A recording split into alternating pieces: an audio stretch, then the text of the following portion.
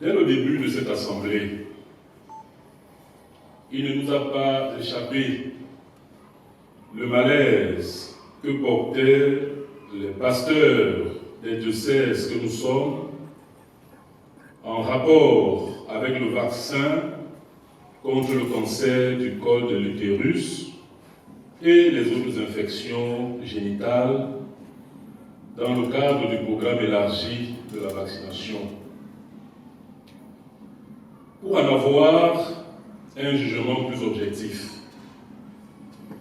nous avons été très heureux d'accueillir une délégation du ministère de la Santé publique et de ses partenaires OMS, UNICEF et Tchad.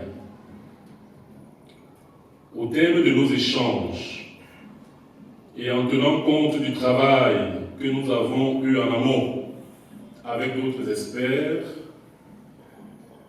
il nous apparaît que plusieurs doutes demeurent au sujet de ce vaccin et méritent d'être dissipés avant son utilisation.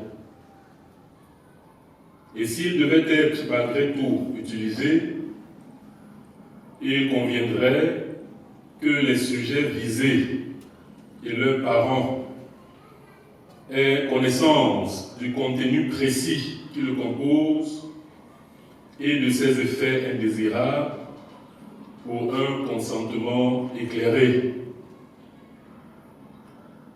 Le point de vue du Comité national d'éthique pourrait aussi contribuer à éclairer la base dont nous partageons au quotidien les angoisses.